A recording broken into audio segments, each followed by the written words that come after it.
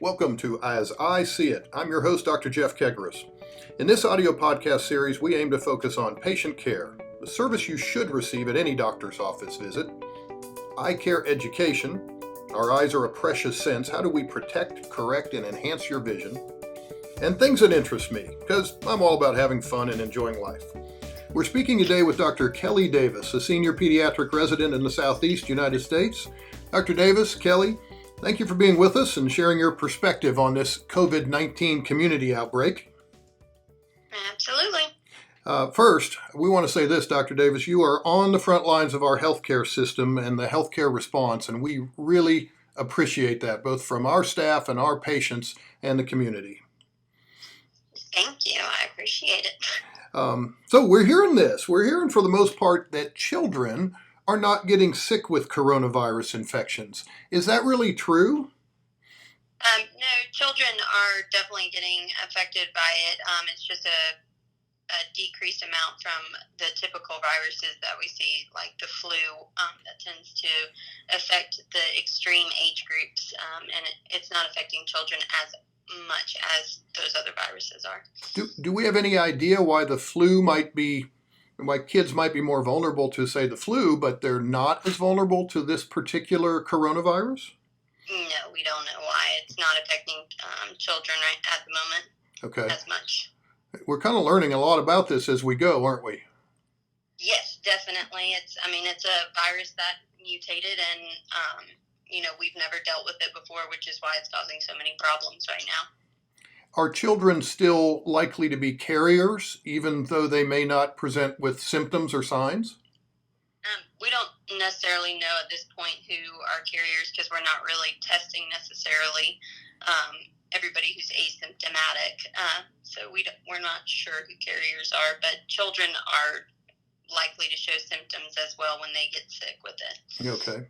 I've seen an interesting thing. Most countries are doing what the United States is, which is quarantining. But there are a couple European countries, small ones, it might be Denmark or Norway, that are actually saying, you know what, it's better if we expose the majority of the population, and by that, people will build up immunity, and this won't be a long-term problem. So that kind of takes me to the children's situation. Is it actually maybe better if some of the kids do get exposed to this, and will they build up immunity? So the whole point of quarantining and trying to do the social distancing right now is not the fact that we're just going to all of a sudden kill the virus. The problem is that we don't have enough hospital utilities and specifically ventilators and such things and hospital beds to accommodate the amount of people who would get sick and specifically have serious complications to this. So having everyone exposed at the same time will ultimately lead to major problems in the healthcare field, including in pediatrics, because we just don't have enough supplies, whereas some of the smaller countries, if they have enough supplies, then maybe they would be able to do it. But just because we are social distancing right now doesn't mean we're necessarily going to decrease the amount of people who get exposed in the long run, but we're, as they say, flattening the curve and making it a little bit longer of a process so that everybody who does get sick has the best chance at receiving the best medical care. Okay, so kind of a balancing of supply and demand, if you will, there. Speaking of supplies, how are you all doing in your outpatient and hospital settings? Do you feel like you have enough supplies to care for some of these potentially symptomatic or at-risk patients? We have, at the moment, we have supplies, at least in the pediatric world. We have enough supplies to care for the patients, but we don't necessarily have enough supplies to adequately protect the healthcare providers, because the majority of the time, these individuals who get sick and are admitted to a hospital are admitted to the ICU, where they require a lot of specialties working on them. So that's a lot of physicians, nurses, respiratory therapists, even all the way down to someone cleaning their room.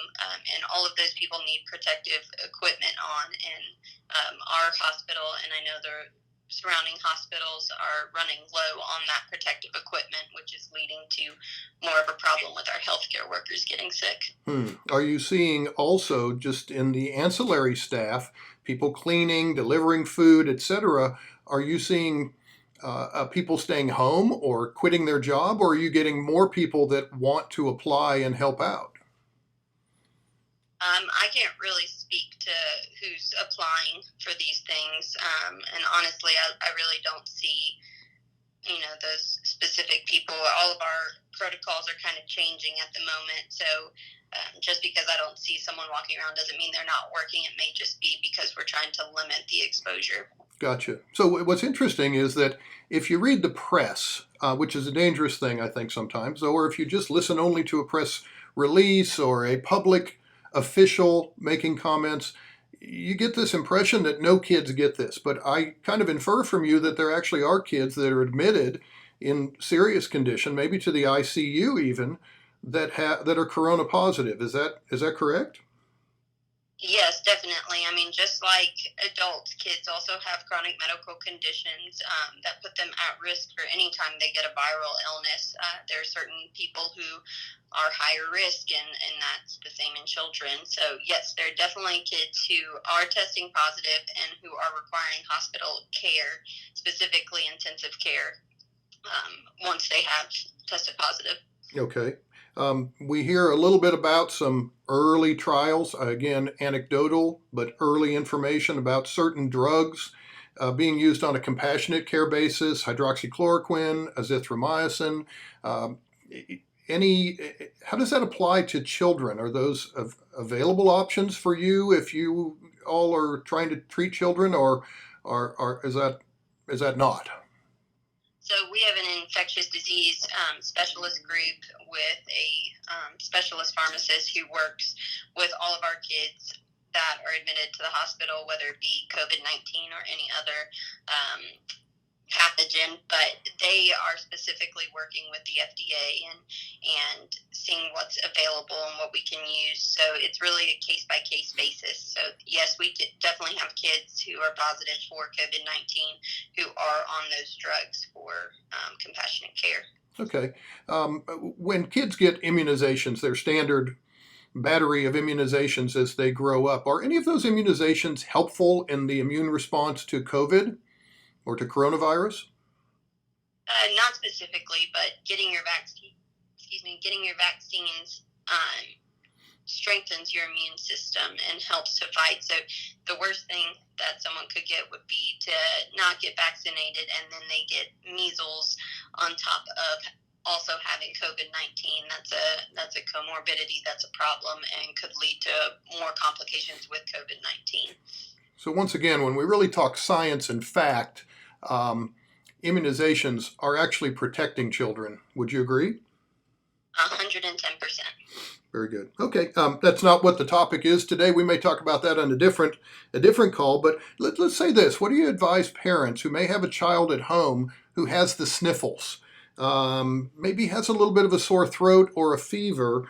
What would you recommend that they do at this point? So I would recommend, number one, kind of the parents assessing how critical their child is. If they're sitting, playing, eating, drinking, but they just kind of feel bad, then that's something to definitely call your pediatrician about. Do not go to the office, call them and say that your child is sick and that you need to speak with a provider. Most pediatricians' offices are still at least open to receive kind of telemedicine calls, or sometimes they have the ability to have FaceTime encounters with these kids. Now, if the child is having difficulty breathing, if they are unable to eat or drink, or if they're really just not acting like themselves, you can't get them to really respond, wake up very well. Any of those things, if you see their ribs kind of pulling really hard and having a hard time breathing, those are indications to go to the emergency room. But the first person you see, you should let know that your child is having respiratory symptoms so that those healthcare workers can protect themselves in the event that that child is positive for COVID-19.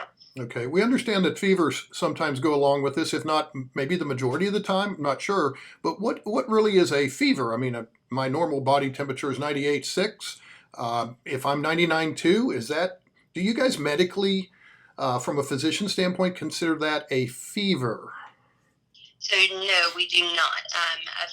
In the medical terms, a fever is 100.4 or above.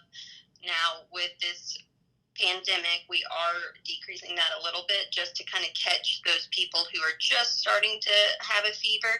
So we're going down to about 100 degrees in our healthcare system right now where I'm working. But that may differ from place to place, but definitely 100.4 or above is considered a fever.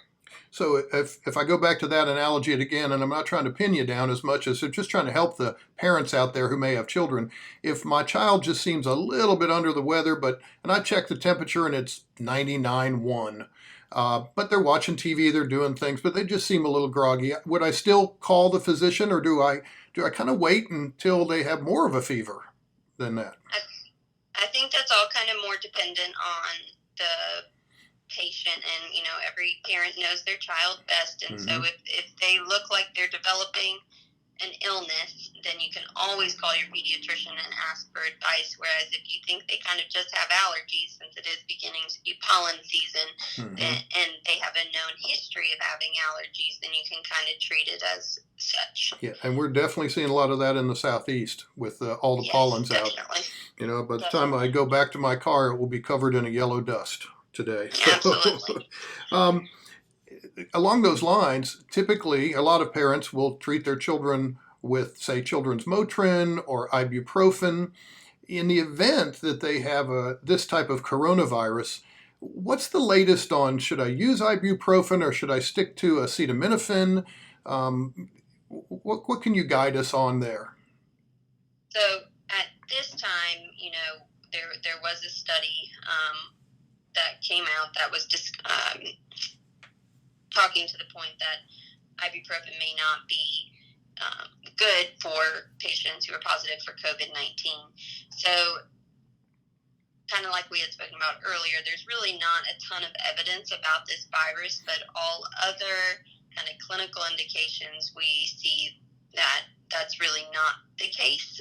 So it really depends. I think if it were my child, I would start out with treating with Tylenol, but if the fevers are getting really high and potentially needing the intensive care unit or being hospitalized, then I think you have to weigh the risks and benefits. And in my opinion, keeping a fever down is more beneficial than something that we don't know to be fact yet.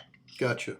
So you're in a unique situation because I know that you work in the neonatal intensive care, pediatric intensive care, up on the wards or on the clinics, and then also in an outpatient setting. And recently you were working outpatient and potentially exposed to maybe a COVID-19 patient. And so you've kind of had to self-quarantine for a couple of days. Is that right? Yes, that's right. So the most important thing for healthcare providers, for really anybody, is that face mask that healthcare providers are wearing. That's our biggest bang for our buck to protect us. And so if someone's not kind of open and honest about the symptoms that they're having, or if we are running out of masks because people are hoarding them at home, we're taking healthcare providers out of the hospitals because they have to quarantine at home. Gotcha. So brings up another point. Child comes in, and we're trying to screen this so that we don't have sick children, sick patients come into the office. But let's say one slips by and they got a little bit of sniffles in the exam room. Is the mask worn by the doctor protecting the doctor or protecting the patient? And so in that case, if we had one mask, would we give it to the patient to wear, or would we give it to the doctor to wear? So you're right, in an ideal world, both the patient and the physician would be wearing a mask, and specifically if the patient is coughing. But also to get to the main question, if we had to pick one, we would give it to the patient because they're ultimately the one who would potentially be spreading. Now, if the physician were to be sick at that moment, then they should be wearing a mask as well. But it's the person who's ill at that time. Gotcha.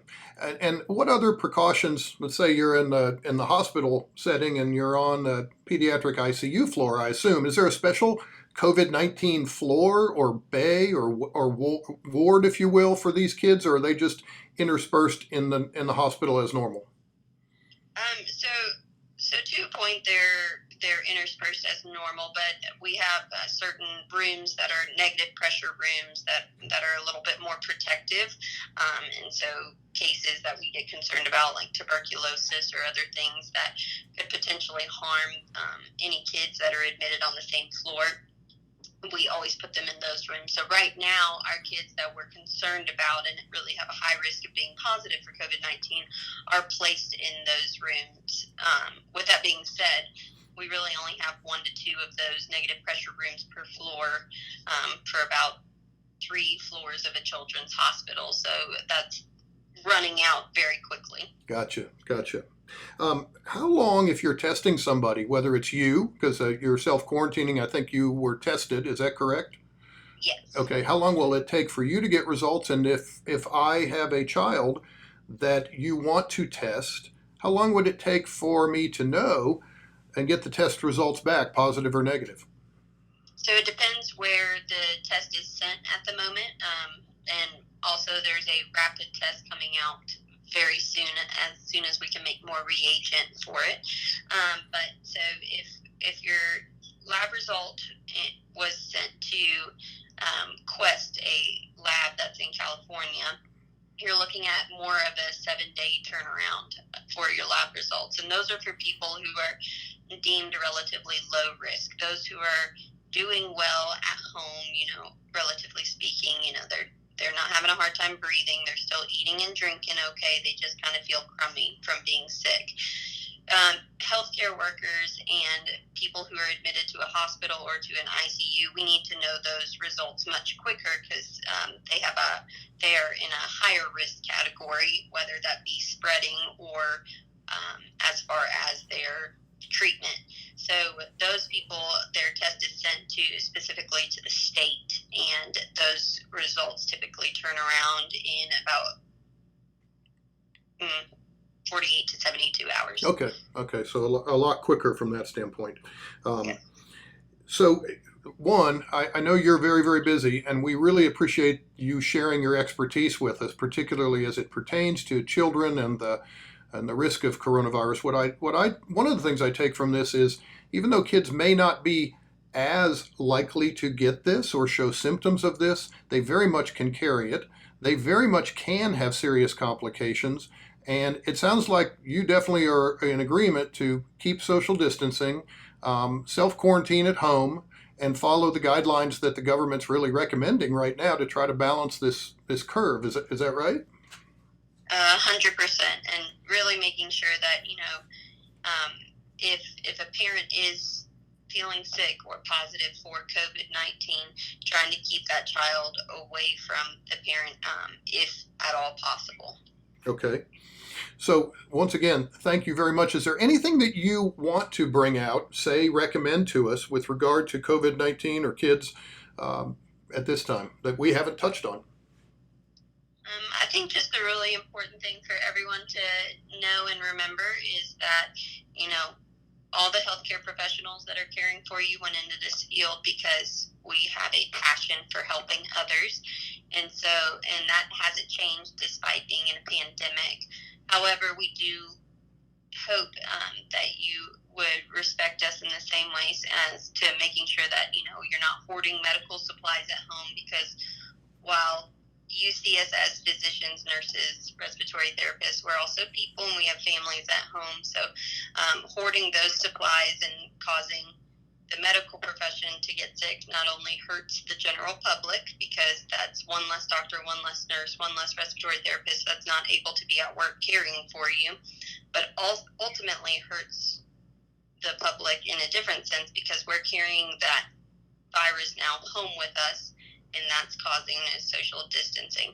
So the really important thing is to help out those medical professionals that if you're living in the same neighborhood as someone who's working in a hospital, just recognize that, they don't have an option to stay at home right now. So if they have a child at home, offer to watch that child. If they, haven't been able to stop at the grocery store because of either the public criticizing them and not wanting them to be in public, or just them not having time because we are working extra hours, offer to, go on a little grocery run for them, offer to pick up some extra things, and just really ask if there's anything you can do to support them at this time, because that's how we get through this, is that we help each other out. That's really the essence of community, isn't it? We have healthcare workers helping to do extra for us. We need to be thinking about what we can do extra to help the healthcare workers, right? Definitely. Community's full circle. You can't have one thrive without the other. Well, Dr. Davis, Kelli, we really want to thank you for spending some time with us. You are on the front lines of our healthcare response. We recognize that. We appreciate that very, very much. And good luck to you. And we hope to maybe rediscuss some of these things with you in a couple of months. And by that point, we hope that the curve is maybe plateaued or balanced, and see if there are any things that we have learned over this next couple of months, and what might be different or what might be the same in your pediatric world. So thank you very, very much again, Kelli. Absolutely. My pleasure. In episode 1, we talked with Dr. Steve Tuck from Middle Georgia about a hospitalist perspective on corona. We've just heard from Dr. Kelli Davis, a pediatrician in South Carolina. Listen to episode number 3, where we go further into the front lines, into the ER.